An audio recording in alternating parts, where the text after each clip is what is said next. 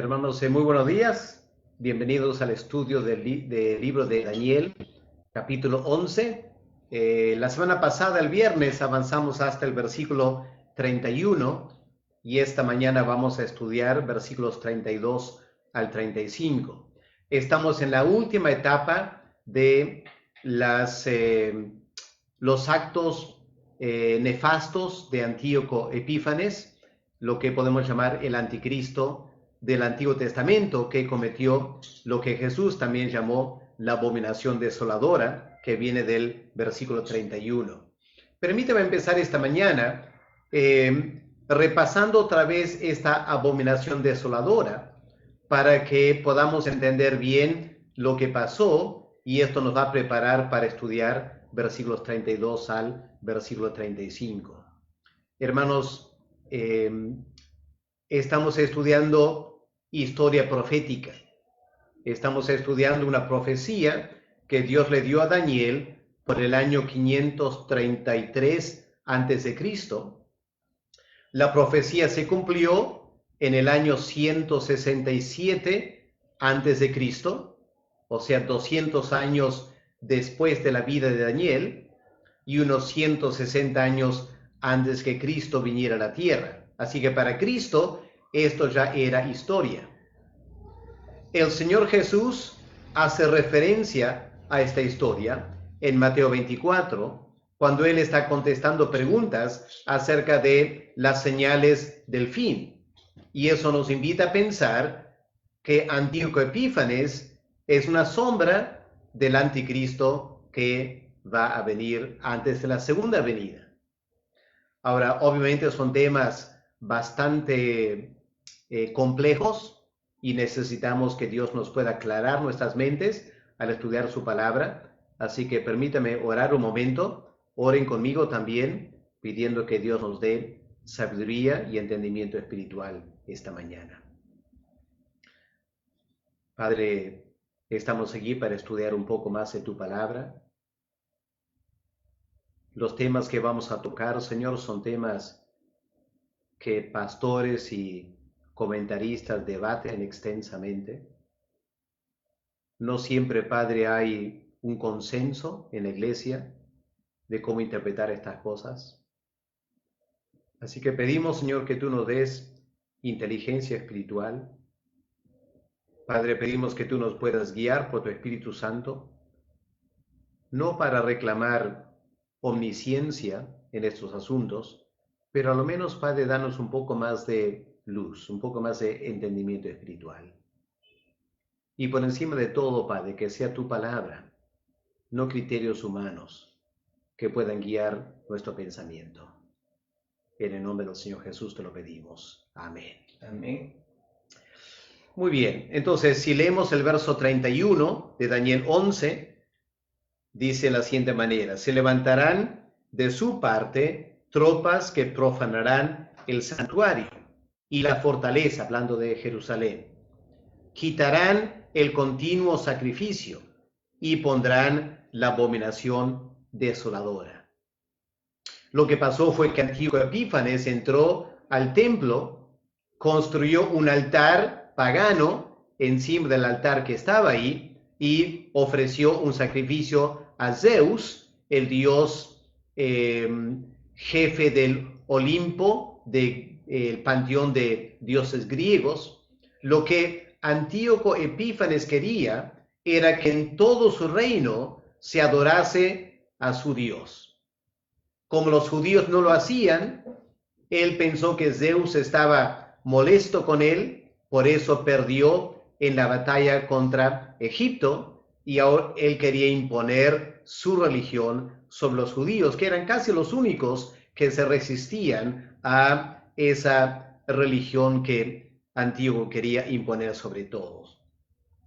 Ahora, quiero que noten estas palabras al fin del verso 31, pondrán la abominación desoladora. Ya he explicado lo que Antíoco Epífanes hizo.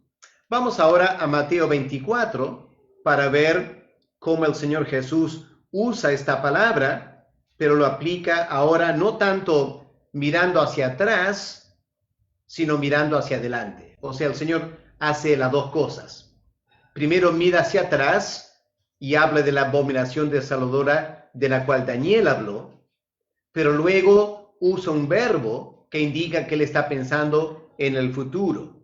Miren, por ejemplo, verso 15, Mateo 24, versículo 15. Por tanto, dice el Señor, cuando veáis en el lugar santo la abominación desoladora de que habló el profeta Daniel. Y entre paréntesis, el que lee, entienda. Ahora, hay que notar bien esas palabras. Claramente es una referencia a Daniel 11, versículo 31. El Señor sabía muy bien esa profecía se había cumplido. 167, bueno, cuando Cristo habla de esto, casi 200 años antes. Pero el Señor está hablando del futuro, cuando veáis más adelante. ¿Qué está diciendo el Señor? Está diciendo que la profecía en Daniel 11 tiene a lo menos dos cumplimientos. Un cumplimiento histórico antes de la primera venida y va a haber un segundo cumplimiento más adelante. Ahora, la pregunta es, ¿en qué momento se cumplió? Las palabras que vienen a continuación, la gran mayoría de comentaristas concuerdan, está hablando de lo que pasó cuando el general Tito, el romano, ingresó a Jerusalén el año 70 después de Cristo, destruyó la ciudad, destruyó el templo y colocó su estandarte en el recinto del templo. Muchos dicen que en ese momento el general Tito cometió lo mismo, una abominación desoladora. Quizá la diferencia de Daniel 11 es que lo que los romanos hicieron no tuvo que ver con un intento de imponer sobre los judíos su religión. Porque a partir de esa fecha en adelante, los emperadores romanos permitieron a los judíos continuar con su religión. Así que no fue un intento de parar la religión o la fe judía. Lo que el general romano quería hacer era parar la rebelión, la resistencia de los judíos contra los romanos. En segundo lugar, si continuamos leyendo Mateo 24, vamos a ver que hay una transición del tiempo de los romanos al tiempo del fin. Es importante notar esa transición porque vamos a ver la misma transición en Daniel capítulo 11. Es parte del paralelismo profético que tenemos entre Daniel 11 y Mateo 24. O sea, el Señor está hablando a los discípulos como Dios o como Él mismo, el Señor, habló a Daniel en capítulo 11. ¿Ya? Cuando entendemos que es la misma persona hablando en Daniel 11 y en Mateo 24, que nos va a ayudar a interpretar bien Mateo 24. Porque miren versículo 21 de Mateo 24. Porque habrá entonces gran tribulación, cual no la ha habido desde el principio del mundo hasta ahora, ni la habrá. Ahora, no hay ninguna duda que cuando el general romano atacó a Jerusalén el año 70, fue tremenda tribulación. Pero ante el holocausto de los alemanes, los nazis contra los judíos, decir que la tribulación de los romanos en el año 70 fue la más grande de todas las tribulaciones, no será cierto. Por lo mucho, murieron ¿qué? 1 millón de judíos en el año 70, por lo mucho. Bajo los nazis murieron 6 o 7 millones. El sufrimiento fue muchísimo más grande durante la Segunda Guerra Mundial. Así que es difícil interpretar versículo 21 de los eventos relacionados con el general Tito. Mucho más probable es que para el versículo 21, el Señor ya está hablando de el anticristo de los últimos tiempos y un sufrimiento mayor que va a haber, porque va a ser a nivel mundial. Eso lo confirmamos, esa interpretación la confirmamos en verso 29 de Mateo 24. ¿Qué dice el versículo 29? E inmediatamente después de la tribulación, ¿ok? Inmediatamente después de la tribulación, ¿qué va a pasar? El sol se oscurecerá, la luna no dará su resplandor, las estrellas caerán del cielo, las potencias de los cielos serán conmovidas, entonces aparecerá la señal del Hijo del Hombre en el cielo, y entonces lamentarán todas las tribus de la tierra y verán al Hijo del Hombre viniendo sobre las nubes del cielo, con poder y gran gloria, y enviará a los ángeles con gran voz de trompeta, juntarán a los escogidos de los cuatro vientos, desde un extremo del cielo hasta el otro. ¿De qué está hablando ahí, hermanos? Claramente está hablando de la segunda venida. Así que si está hablando de la segunda venida, la gran tribulación tiene que ser la gran tribulación antes de la segunda venida, y la gran tribulación que el verdadero anticristo va a provocar. Eso estamos por esperar todavía. No sabemos cuándo se va a dar, pero hay que estar preparándonos, pidiendo a Dios la valentía para enfrentar esos días. Algunos dicen, no, pero pastor, mira, todo esto es apocalíptico, es muy difícil de entender. La verdad es que no creo que va a haber un anticristo. Bueno, vamos a una carta de Pablo entonces, ¿ya? Para personas que piensan esto es solo apocalíptico y que es muy complicado interpretar y que seguramente no se va a cumplir así nomás. Bueno, miren qué dice Pablo en una carta.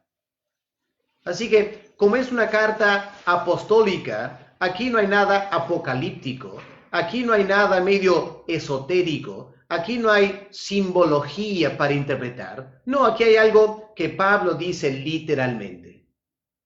Segunda Tesalonicenses, capítulo 2. Está hablando de la segunda venida de Cristo. Versículo 1, por ejemplo. Segunda Tesalonicenses, capítulo 2, versículo 1. Pero con respecto a la venida de nuestro Señor Jesucristo y de nuestra reunión con Él, ¿ok? Así que está hablando claramente de la segunda venida. Os rogamos, hermanos, que no os dejéis mover fácilmente de vuestro modo de pensar, ni os conturbéis ni por espíritu, ni por palabra, ni por carta, como si fuera nuestra, una carta falsa de Pablo. En el sentido de que el día del Señor está cerca, es decir, está a la vuelta, está por ocurrir. Nadie les engañe, dice Pablo. Ahora, aunque Pablo estaba esperando la segunda venida, cuando Pablo escribe esta carta, una de las primeras cartas del Nuevo Testamento, Pablo se da cuenta que la segunda venida no estaba por venir en ese año o el año siguiente. Ahora, ¿cómo sabe Pablo que Cristo no está por venir ese año o el año siguiente? Porque no se había dado la apostasía todavía. Es lo que Pablo dice en versículo 3. Nadie os engañe en ninguna manera, porque no vendrá. ¿Qué es lo que no vendrá? La segunda venida, pues. La segunda venida no vendrá sin que antes venga la apostasía. Noten el orden entonces. Primero apostasía, luego segunda venida. Pero ¿qué más dice de la apostasía? Se manifieste el hombre de pecado, el hijo de perdición. Ahora, enseguida que Pablo, como judío, habla de el hombre de pecado, el hijo de perdición, en la mente de Pablo, quizá no en los lectores, porque los tesalonicenses quizás no conocían bien el Antiguo Testamento, pero en la mente de Pablo, Daniel 11 saltaría a su mente, Daniel 9 también, Daniel 7, Daniel 8, Pablo estaba inmerso en esa enseñanza. Así que enseguida que él habla del hombre de pecado, está usando terminología que en Daniel se aplicó primero a Antíoco Epífanes. Pero Pablo está hablando del futuro, ¿no es cierto? Se va a manifestar todavía el verdadero hombre de pecado, el verdadero hijo de perdición. Ahora, ¿cuál es la marca de este anticristo venidero? Versículo 4. El cual se opone y se levanta contra todo lo que se llama Dios o es objeto de culto, tanto que se sienta en el templo de Dios como Dios, haciéndose pasar por Dios. Hermanos, versículo 4 indica, Pablo no está hablando de lo que los romanos hicieron, porque los romanos permitieron idolatría. Yo sé que el emperador quería ser reconocido como Dios, pero no se oponía a todos los demás dioses.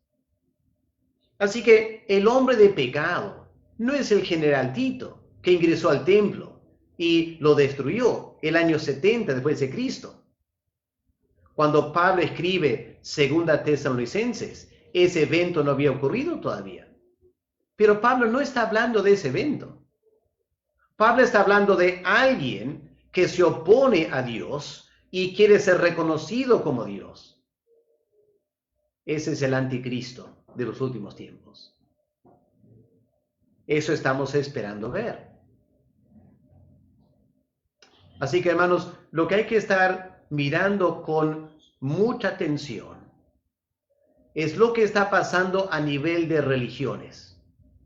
Enfatizo, hermanos, versículo 4 no dice que el anticristo se va a oponer al cristianismo. Dice se va a oponer a todas las religiones. Así que lo que hay que estar mirando hoy en día es qué está pasando en el mundo religioso. Permítame adelantar y darles una pista lo menos para que ustedes mismos puedan investigar. Un mes antes de esta pandemia, el mes de marzo, antes que se declarara bien la pandemia, las Naciones Unidas lanzaron un libro llamado, en inglés, se llama Faith for Religions. La traducción sería La fe para religiones. Es un manual educativo. ¿Cuál es la meta de ese manual? La meta del manual, y es muy claro en el manual, no hay que tratar de forzar la interpretación. El manual dice lo siguiente: una meta de este manual es promover en todas las religiones la interpretación de los textos sagrados, sea el Corán, el Antiguo Testamento, la Biblia, lo que sea. Interpretar todos los textos sagrados para que encajen con lo que las Naciones Unidas, los valores de las Naciones Unidas. Un ejemplo: los derechos LGTB. Las Naciones Unidas están peleando a capa y espada por esos derechos. Muchos de ustedes habrán escuchado, habrán leído documentos que dicen: las Naciones Unidas están diciendo las religiones son el gran enemigo a los derechos humanos. Ya se refiere a esto. ¿Qué espera el mundo terminando la pandemia? Lo que espera el mundo terminando la pandemia es la implementación de ese manual. Busquen ustedes en internet, hermanos, no hay nada escondido. Lo están haciendo abiertamente. Están reuniendo líderes religiosos de todo el mundo y están dando este manual diciendo: vayan a sus países y enseñen esto. Para la iglesia cristiana están diciendo: cualquier pastor que está interesado en esto, le vamos a apoyar económicamente hablando. Van a haber becas para que estudie. Vamos a enviarlos a ciertos seminarios. Vamos a animarles a que cambien totalmente su hermenéutica para que encaje con los derechos LGTB. Hermanos, Esto no es una idea descabellada, no es una interpretación forzada que yo he tenido. Está en Internet, hermanos, abiertamente de las Naciones Unidas. Yo los invito, vayan e investiguen, lean ustedes, para ver si es cierto o no. Hermanos, la Biblia no se equivoca. Estas cosas están escritas para nuestra advertencia. Ahora, si optamos por no hacer caso, no vamos a poder decirle al Señor que no sabíamos, porque todo está escrito en la Biblia y se está empezando a implementar en la historia. Ahora vamos a avanzar, hermanos, porque el tiempo nos va a ganar otra vez esta mañana. Vamos a ampliar un poquito esto de tiempos de apostasía. Vamos al versículo 32 ahora. Lean conmigo Daniel 11, versículo 32. ¿Pueden ver aquí la apostasía? Con lisonjas, hablando de Antíoco Epífanes, con lisonjas seducirá a los violadores del pacto. Recuerden lo que comentamos la semana pasada. En este capítulo, como también en Daniel 11, hay que tener mucho cuidado con la palabra pacto. En español se usa una sola palabra pacto, pero para traducir dos verbos diferentes o palabras diferentes en hebreo. Hay una palabra en hebreo, berit, que significa el pacto entre Dios e Israel. Hay otra palabra en hebreo que se traduce pacto también en la Reina Valera, pero que está hablando de una alianza militar. La Biblia nunca dice que el anticristo hará un pacto, tratándose de un pacto espiritual con el pueblo de Israel. La palabra pacto, en este caso, por ejemplo, con lisonjas seducirá a los violadores del pacto. No está hablando del pacto entre X grupo de personas y el anticristo, porque la palabra aquí es berit. La palabra berit nunca se usa del anticristo. La palabra berit solo se usa de Dios en su pacto con Israel. Así que está diciendo, con lisonjas, el anticristo, Antíoco Epífanes, va a seducir a los violadores del pacto. Es decir, judíos que deciden renegar el pacto de Moisés con Israel para seguir las ideas de Antíoco Epífanes. Aquí tenemos otras versiones, otras traducciones de este versículo. La Biblia de las Américas traduce con halagos, hará apostatar a los que obran inicuamente hacia el pacto. O la NTV, capturará con adulaciones a quienes desobedecen el pacto. Así que primero va a haber un tiempo de apostasía. En Daniel 11 estamos hablando de Antíoco Epífanes. Pero ya hemos notado lo que Pablo dice en 2 Tesalonicenses. Dice, antes de la segunda venida va a haber una apostasía. Ahora entendemos quizás de qué se trata esa apostasía. Va a ser una repetición de la historia. Solo que no va a ser Antíoco Epífanes, va a ser el anticristo. No va a ser los judíos, va a ser la iglesia. No va a ser en Palestina, va a ser en todo el mundo. Va a ser la gran apostasía. Así que, hermanos queridos, en el nombre del Señor, lo que debemos estar mirando con mucho cuidado hoy en día es lo siguiente. ¿Hay señales de apostasía? ¿Hay señales en diferentes partes del mundo de personas que se llaman creyentes, pero están poco a poco apartándose de la ley de Dios, reinterpretando la ley de Dios para vivir como el mundo vive? Porque eso fue exactamente lo que pasó con Antíoco Epífanes. Y la Biblia indica que va a pasar otra vez en el futuro antes de la segunda venida. Así que hay que estar mirando, hermanos, no con fines a condenar, no una cacería de brujos tampoco, simplemente una profunda preocupación de que la Biblia advierte de esto. Y a lo menos los que trabajan en la iglesia, sean pastores o líderes, tenemos una enorme responsabilidad de cuidar la grey de Cristo de este engaño. Porque noten lo que dice, con lisonjas seducirá.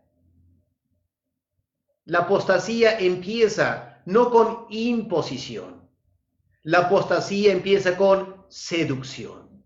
¿Qué es seducción? Es engaño. ¿Cuál es el incentivo para engañar? Muchas veces dinero, otras veces poder. Cuando vienen ofreciéndote incentivos económicos, cuando vienen ofreciéndote incentivos de índole de poder, te invitan a ser parte de esta reunión, vas a estar entre los grandes. Qué seductor es eso, ¿no es cierto? Es como el anticristo opera. Inicialmente va a ser seducción, la apostasía. Pero rápidamente pasa a persecución. De seducción a persecución. De apostasía a tribulación. Miren lo que leemos. Versículo 33. La segunda parte del verso 33. Y por algunos días caerán a espada, a fuego, en cautividad y en despojo. Wow. Piensen en esas palabras. Caerán a espada, muerte violenta. Caerán a fuego, muerte de tortura. Caerán en cautividad, serán enviados lejos. Caerán en despojo, perderán lo que tienen. ¿Y por qué todo esto? Porque si no te dejas engañar por la seducción, te van a atacar físicamente.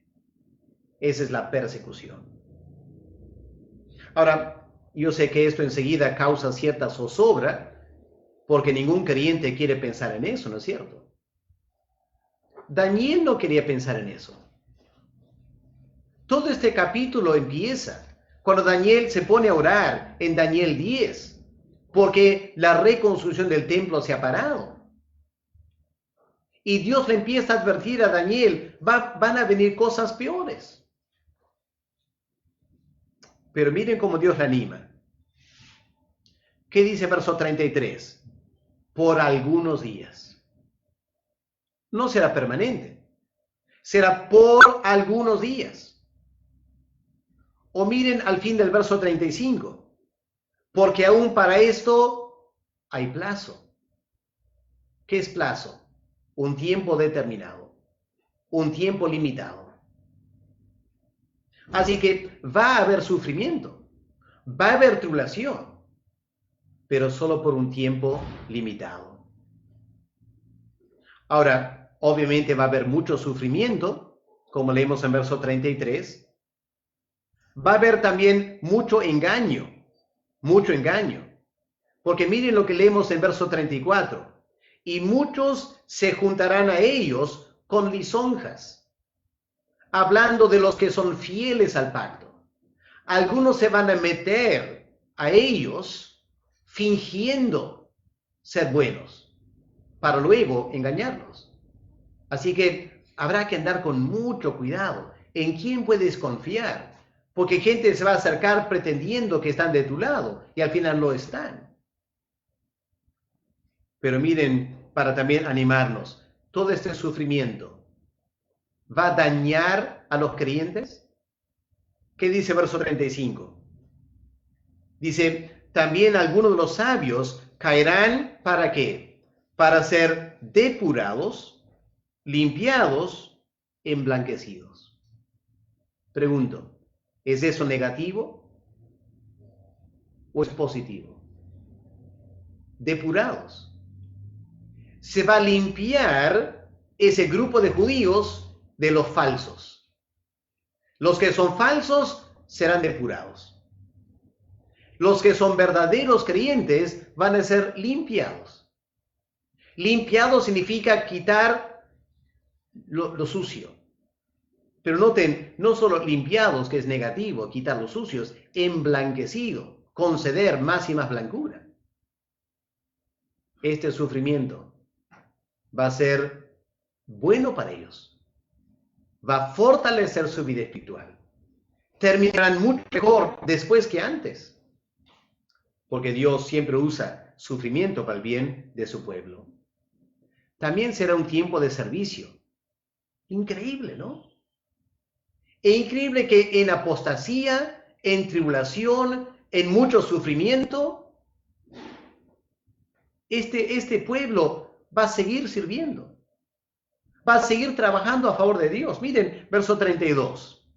La segunda parte del verso 32. El pueblo que conoce a su Dios se esforzará. En todo ese tiempo, se esforzará y actuará. Verso 33. Y los sabios del pueblo en ese tiempo instruirán a muchos. Qué lindo, hermanos. El trabajo no se detiene. La persecución no detiene el trabajo. Pero ¿quiénes van a servir? En primer lugar, van a servir el pueblo que conoce a su Dios. Ese verbo que conoce. No hay que pensar que está hablando de un conocimiento intelectual. Como si estuviera diciendo, el que tiene un doctorado en teología, él va a hacer todo esto. No, no se trata de intelectual, se trata de relacional. El que tiene una relación profunda con Dios, el que conoce a Dios personalmente. No el que es religioso externamente, el que lo es de corazón. Esa persona se esforzará y actuará. Serán los sabios también, ¿no? Verso 33, los sabios. Y noten estas tres palabras. Primero, se esforzarán. En medio de tanto sufrimiento, van a sentir una energía espiritual de parte de Dios y se van a esforzar. Y van a actuar, van a hacer cosas dramáticas. Y van a instruir a muchos.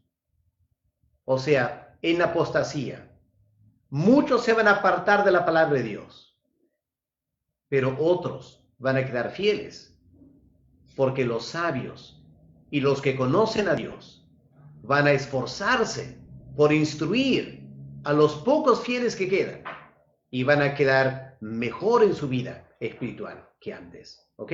Tiempo de servicio. Ahora, para terminar, hermanos, permítame leer lo que ocurrió. Aquí estamos otra vez en el libro de Macabeos. Permítame leer para terminar lo que pasó en la historia con Antíoco Epífanes. Primera de Macabeos, capítulo 1. Enfatizo, hermanos. Cuando leo de Macabeos, no estoy leyendo de la Biblia. No son libros sagrados, menos inspirados. Son simplemente libros de historia, que habría que cuestionar algunos detalles quizás, porque no tenemos ninguna garantía que es infalible, inerrante, menos en asuntos de teología. Pero como documentos históricos son interesantes. Escuchen lo que leemos.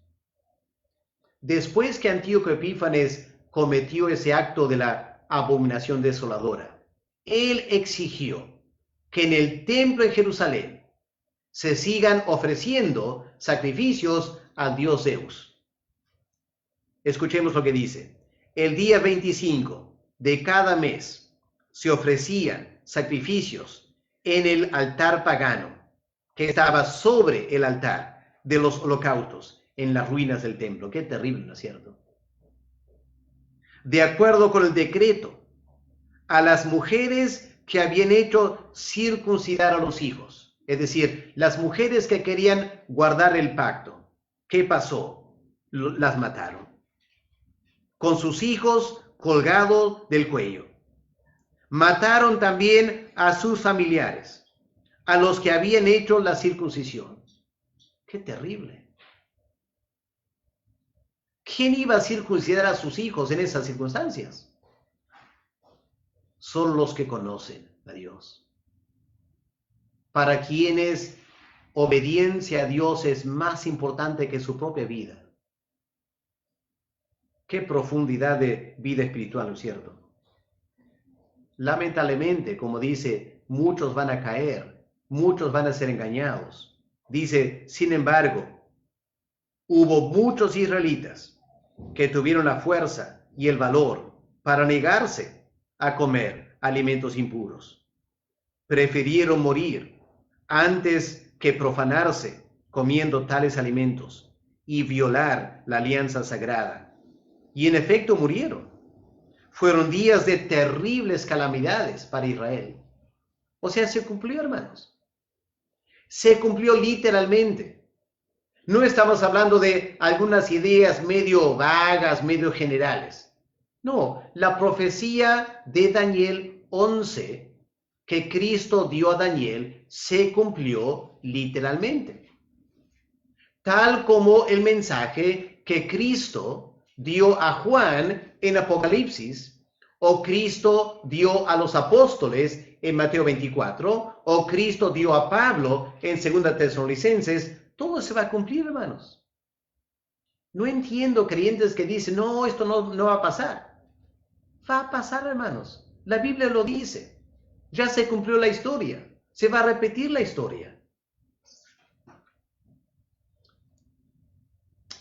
Pero hemos leído de valientes. ¿Quiénes fueron los valientes? ¿Quién se atrevió a oponerse a Antíoco Epífanes? El rey de Siria, que el mismo Ptolomeo temblaba delante de él. Hubo un hombre llamado Matatías.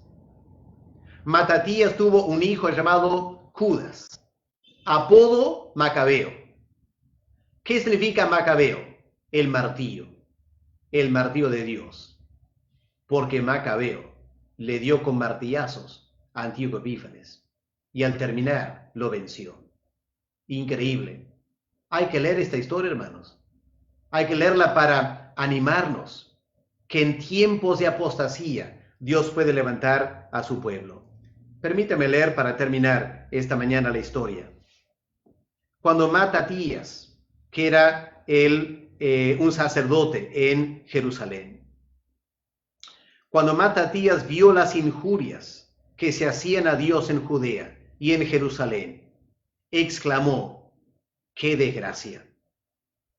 Haber nacido para ver la ruina de mi pueblo y de la ciudad santa, y tener que quedarme con los brazos cruzados mientras que ella cae en manos de sus enemigos y el templo queda en poder de extranjeros.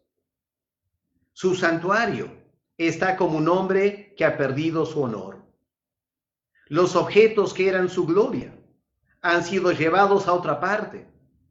Sus niños han caído muertos en las calles de la ciudad. Sus jóvenes han sido acuchillados por el enemigo. No hay nación que no le haya arrebatado su poder real y que no la haya saqueado. Le robaron a Jerusalén todos sus adornos. De libre pasó a ser esclava.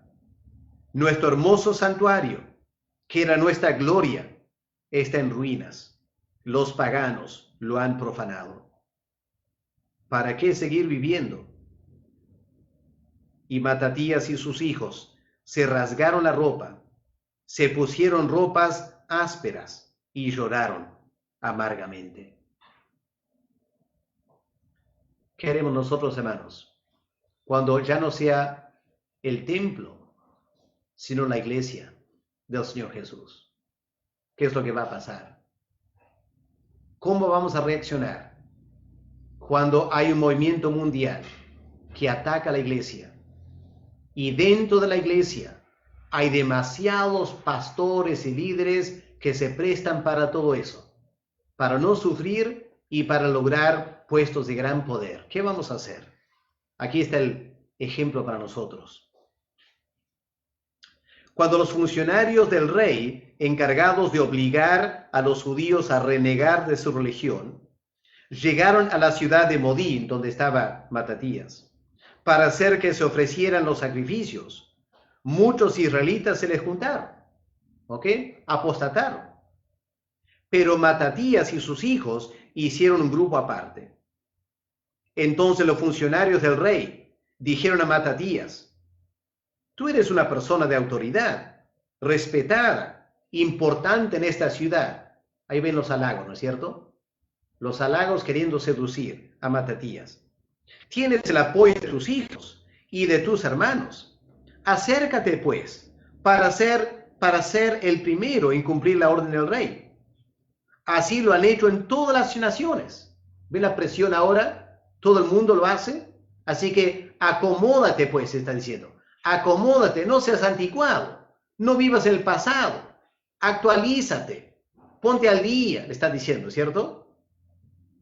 Así lo han hecho en todas las naciones, y también los hombres de Judea, la gente que ha quedado en Jerusalén. De esta manera, tú y tus hijos formarán parte del grupo de los amigos del rey. ¡Wow! ¡Qué lindo!, ¿no es cierto? Vas a ser grande, le dice. O sea, toda clase de presión sobre Matatías para que Matatías se conforme a lo que está pasando. Serán honrados tus hijos con obsequios de oro y de plata y con muchos otros regalos. Ahora, ¿qué va a hacer Matatías? ¿Qué vamos a hacer nosotros cuando ocurra esto más adelante en la iglesia? Matatías respondió en alta voz: pues aunque todas las naciones que viven bajo el dominio del rey le obedezcan y renieguen de la religión de sus antepasados, y aunque acepten sus órdenes, yo y mis hijos y mis hermanos seguiremos fieles a la alianza que Dios hizo con nuestros antepasados. Dios nos libre de abandonar la ley y los mandamientos. Nosotros no obedeceremos las órdenes del rey, ni nos apartaremos de nuestra religión en lo más mínimo. ¡Wow! El pueblo que conoce a su Dios se esforzará y actuará. Hermanos, este versículo, Daniel 11, verso 32, no está hablando en primera instancia a cristianos. Está hablando de judíos, el tiempo de Antíoco Epífanes. Y se cumplió en Matatías, y se cumplió en Macabeo. Por eso, hermanos, es importante conocer la historia para valorar lo que estas personas hicieron. Porque, hermanos, no hay duda que eran hombres que amaban a Dios. No hay duda que eran hombres valientes, fieles a Dios. No estoy opinando si eran salvos o no. Ese es un punto aparte. Lo que estoy diciendo es que lo hicieron de todo corazón para servir a Dios, a Jehová, el que dio la ley a Moisés. Pero a dónde voy es lo siguiente para terminar. Todo esto es sombra. La realidad está por venir todavía. Y tenemos que estar preparándonos. Tenemos que estar preparándonos para mantener fidelidad a Cristo. Cuando todo el mundo se aparta y cuando el mundo nos hace quedar ridículo y nos critica y nos presiona para acomodarnos a lo que todo el mundo está haciendo, va a requerir mucha valentía para no ceder. Y peor todavía, cuando un montón de cristianos, y por qué no decirlo, un montón de evangélicos, empiezan a claudicar. ¿Qué vamos a hacer? El pueblo que conoce a su Dios. Usemos esta cuarentena, hermanos, para profundizar nuestra relación con Dios. Aprovechemos la tranquilidad de este tiempo para conocer más y más y más a Dios. Porque va a venir un momento. No estoy diciendo la semana que viene o el año que viene. Lo que estoy diciendo es que a la luz de la Biblia va a venir un momento. Y podría ser más pronto de lo que muchos dan cuenta, que esto se va a dar en la iglesia. Yo sé que muchas personas dicen, bueno, pastor, qué lindo saber que va a haber un rapto y que Dios va a llevar la iglesia para no pasar por todo esto. Hermano, qué lindo sería. Solo que en Daniel 11 no hay un rapto. En Daniel 11 no hay ninguna promesa de un rapto. No hay aquí ninguna idea que antes que se manifieste Antíoco, como que Dios va a salvar a los judíos fieles para que no sufran. ¿No han escuchado, hermanos, la palabra de Dios? Van a sufrir. Van a morir a espada, en fuego, en cautividad, en despojo. Y si esto es una sombra de la realidad, hay apostasía, hay persecución, no hay rapto, en la sombra. ¿Cómo estamos tan seguros que en la realidad sí va a haber un rapto? Yo respeto a los creyentes que lo creen y sé que lo creen con todo corazón. Solo comento que no lo encuentro en la Biblia. Hay un solo versículo en Primera Tesalonicenses, pero que cuando estudiamos ese versículo está hablando de la segunda venida de Cristo. Me parece que cuando leemos la Biblia honesta, íntegramente, con una sola pregunta, ¿qué dice el texto? Me parece que tanto el texto de Daniel, como el texto de Mateo 24, como el texto de Segunda Tesalonicenses 2, como el texto de Apocalipsis 13, claramente indica que cuando venga la apostasía y venga la gran tribulación, habrán creyentes que tendrán que ser muy valientes para enfrentar ese tiempo del fin. El fin es mi entendimiento. Les invito a examinar la Biblia para ver cómo la pueden interpretar ustedes. Vamos a terminar ahí, hermanos. Hasta aquí llegamos con la sombra. En versículo 36 de Daniel 11, pasamos a la realidad.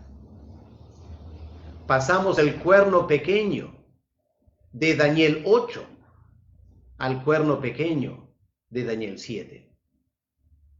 Pasamos de Antíoco Epífanes al anticristo en versículo 36 de Daniel 11. Eso lo vamos a ver, Dios mediante, el día de mañana. Pidamos que Dios nos dé más y más entendimiento para manejar bien la palabra de Dios. Vamos a orar y pedir a Dios que nos pueda seguir instruyendo en su palabra. Padre amado, aquí está la Biblia abierta delante de nuestros ojos.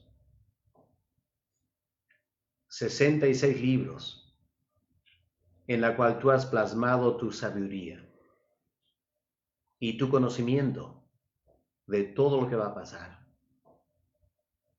Para ayudarnos, Señor, nos has dado en el Antiguo Testamento una sombra, un ejemplo de lo que va a venir más adelante. Pedimos, Señor, que tú nos des sabiduría para entender lo que tu Espíritu ha dicho a la iglesia a través de tu palabra.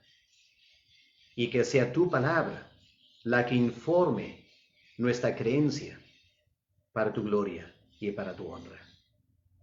En el nombre del Señor Jesús te lo pedimos. Amén. Amén. Amén. Muchas gracias, hermanos. Dios los bendiga. Hasta el día de mañana.